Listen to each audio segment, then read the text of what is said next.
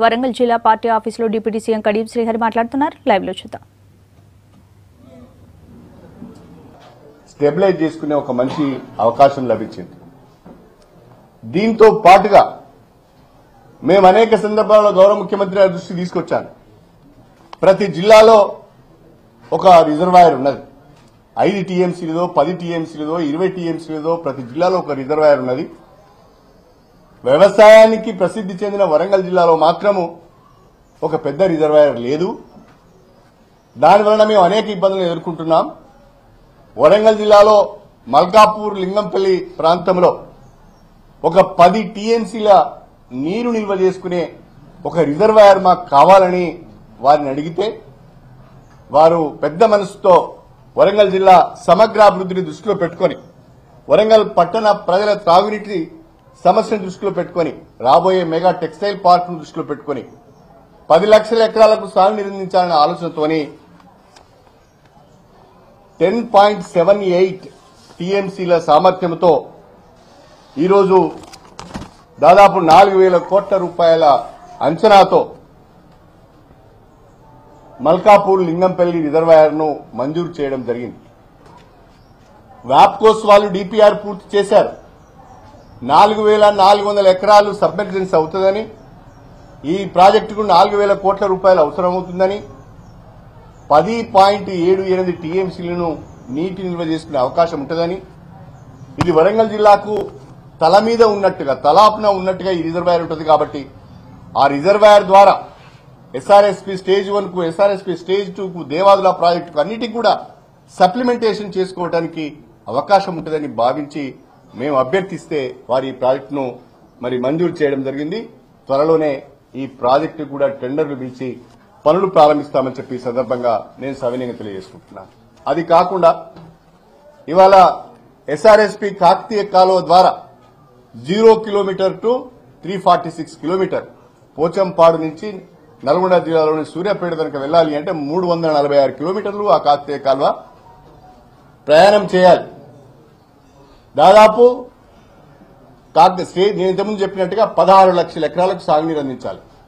ప్రత్యేకించి కాకతీయ కాలువ ద్వారా స్టేజ్ 1 కింద 9.68, స్టేజ్ 2 కింద 4.40, అంటే దాదాపుగా 9, 4, 13, 14 లక్షల ఎకరాలకు సాగునీరు ఇవ్వాలి. ఈ 14 లక్షల ఎకరాలకు సాగునీరు అందించాలంటే కనీసము ఆ కెనాల్ క్యారింగ్ కెపాసిటీ 9,000 క్యూసెక్లు ఉండాలని ఆలోచించి ఎస్ఆర్ఎస్పీ ప్రాజెక్టు నుంచి ఎల్ఎండి వరకు 9,000 క్యూసెక్లు క్యారీ అయ్యే విధంగా, ఎల్ఎండి నుంచి దిగువన కనీసం 8,000 క్యూసెక్ల నీరు క్యారీ అయ్యే విధంగా స్టేజ్ 1 కింద 6,000 క్యూసెక్లు డిశ్చార్జ్ ఉండే విధంగా కాలువలన్నింటినీ కూడా రీడిజైన్ చేయండి అని చెప్పి అధికారులందరికీ కూడా ఆదేశాలు ఇవ్వడం జరిగింది.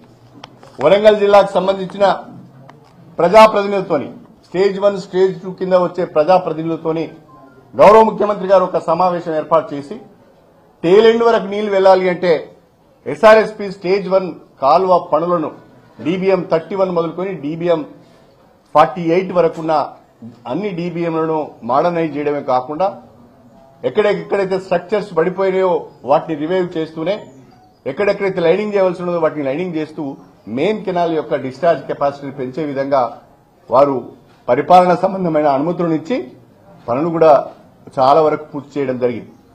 అదేవిధంగా ఇవాళ స్టేజ్ 1 ఎస్ఆర్ఎస్పీ కింద వర్ధనపేట, నర్సంపేట, మహబూబాబాద్, డోర్నకల్, పార్ట్ ఆఫ్ పాలకృతి వీటన్నిటి కూడా వాటర్ వెళ్లే విధంగా కూడా ఆ కాలువలను కూడా చివరి ఆయకట్టు వరకు కూడా నీళ్లు ఇచ్చే విధంగా ఈ యొక్క 6 నెలల్లో మీరు పూర్తి చేయండి అని చెప్పి ఆదేశాలు ఇవ్వడం జరిగింది. దానికి తోడుగా స్టేజ్ 2 కింద ఉన్న ఈరోజు మైలారం రిజర్వాయర్ గాని, బయ్యన్నవాగు రిజర్వాయర్ గాని వాటి కెపాసిటీస్ పెంచుతూ కాకతీయ కెనాల్ క్యారింగ్ కెపాసిటీని 6,000 క్యూసెక్లకు పెంచుతూ దాని కింద ఉన్న మొత్తం డిస్ట్రిబ్యూటర్స్ అన్ని కూడా 6 నెలల్లో పూర్తి చేయాలని కూడా ఆదేశం ఇవ్వడం జరిగింది. ఎస్ఆర్ఎస్పీ స్టేజ్ 1 కాలువలు ఆధునీకరించబడి ఎస్ఆర్ఎస్పీ స్టేజ్ 2 పనులు 6 నెలల్లో పూర్తి అయి ఈ యొక్క తుపాకులగూడెం రిజర్వాయర్ కూడా అందుబాటులోకి వచ్చినట్లయితే దేవాదుల ప్రాజెక్టు ద్వారా నీటిని లిఫ్ట్ చేసుకుని వరంగల్ జిల్లాలో ఈ 3 ప్రాజెక్టులను ఉపయోగించుకొని SRSP stage 1, SRSP stage 2, Devadula lift irrigation ఈ 3 పథకాలను ఉపయోగించుకొని 10 లక్షల ఎకరాలకు కేసీఆర్ నాయకత్వంలో తెలంగాణ ప్రభుత్వం వరంగల్ జిల్లా ప్రజలకు సాగునీరు అందించబోతున్నదని చెప్పి ఈ సందర్భంగా తెలియజేస్తున్నాను. మొన్నటికి మొన్న 2016 రబీలో మనందరూ కూడా చూశాం.